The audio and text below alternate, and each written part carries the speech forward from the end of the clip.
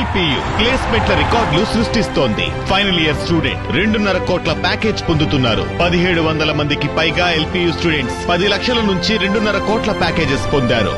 విద్యా విప్లవం ప్రారంభమైంది లవ్లీ ప్రొఫెషనల్ యూనివర్సిటీలో. నైరుతి రుతుపవనాలు తెలంగాణను కూడా తాకాయి. అల్పపీడన ద్రోణి ప్రభావంతో రానున్న 4 రోజుల పాటు రాష్ట్రంలో విస్తారంగా వర్షాలు కురవనున్నాయి. నైరుతి రుతుపవనాల నేపథ్యంలో వికారాబాద్, సంగారెడ్డి, మెదక్, కామారెడ్డి, మహబూబ్ నగర్, నాగర్ కర్నూల్, వనపర్తి, నారాయణపేట్, జోగులాంబ, గద్వాల జిల్లాల్లో ఈ రోజు వర్షాలు కురిసే అవకాశాలున్నాయి. రాష్ట్రంలోని మిగతా చోట్ల తేలికపాటి నుంచి మోస్తరు వర్షాలు కురుస్తాయని వాతావరణ శాఖ తెలిపింది. మరింత సమాచారం మా ప్రతినిధి దిలీప్ అందిస్తారు. వాతావరణంలోని మార్పులపై మనతో పాటు మాట్లాడడానికి వాతావరణ శాఖ అధికారి ఉన్నారు. సార్, మామూలుగా చూసుకుంటే మే చివరి వారంలో విపరీతమైనటువంటి ఎండలు ఉంటాయి, అధికంగా ఉష్ణోగ్రతలు నమోదవుతుంది. బట్ వాతావరణంలో మార్పులు చోటు చేసుకునే మొత్తం కూడా చల్లగా ఉన్నటువంటి పరిస్థితి కనిపిస్తుంది. సో కారణం ఏంటంటారు? ముఖ్యంగా చూసుకున్నట్లయితే మే నెల అనగానే మనకి ఎండ తీవ్రత అధికంగాను ఉక్కబోత వాతావరణంతో కూడినటువంటి వాతావరణ పరిస్థితులు అనేవి సర్వసాధారణంగా ఉంటాయి.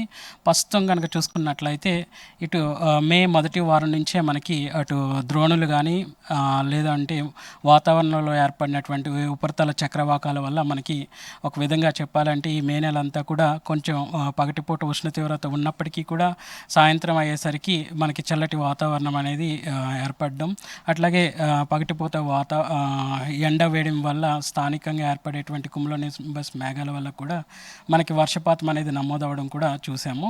సో ఇట్లాంటి గణాంకాల వాతావరణ పరిస్థితుల వల్ల ఈ మే నెల అంతా కూడా కొంచెం చల్లటి వాతావరణం అనేది నెలకొల్పబడింది. కొన్ని రోజుల పాటు వర్షాలు ఉండే అవకాశం ఉన్నట్టుగా తెలుస్తూ ఉంది. సో ఏ ప్రాంతాల్లో వర్షం ఉండే అవకాశం?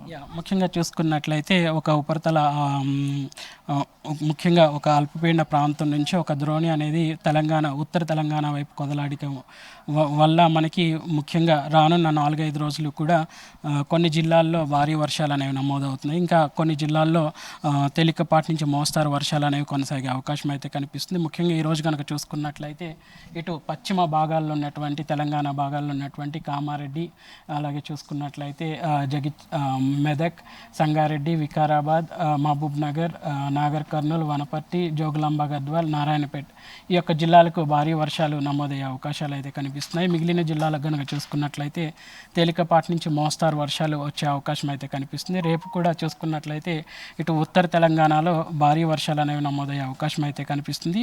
మిగిలిన జిల్లాల్లో మాత్రం తేలికపాటి నుంచి మోస్తారు వర్షాలు అనేవి కురిసే అవకాశం అయితే కనిపిస్తుంది.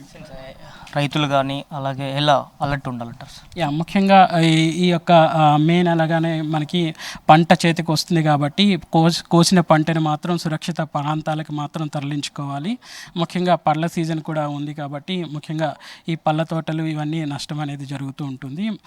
అలాగే చూసుకున్నట్లయితే రైతులు మాత్రం ముఖ్యంగా వర్షాలు పడుతున్న సమయంలో ముఖ్యంగా వాతావరణం ముఖ్యంగా ఈదుడుగాలు కానీ అటు ఉరుముల మెరుపులతో కూడిన వాతావరణ సమయాల్లో మోటార్స్ ఆపరేట్ చేయడం కానీ ఎలక్ట్రిక్ పోల్స్ దగ్గర నిలబడడం అనేది చేయకూడదు. ఎందుకంటే ఈ సమయాల్లో ఎక్కువ షార్ట్ సర్క్యూట్ అవి ప్రాణ నష్టం వాటిల్లుతుంది కాబట్టి వీటికి దూరంగా ఉండాలనేసి హెచ్చరికలు సూచించడం జరుగుతుంది.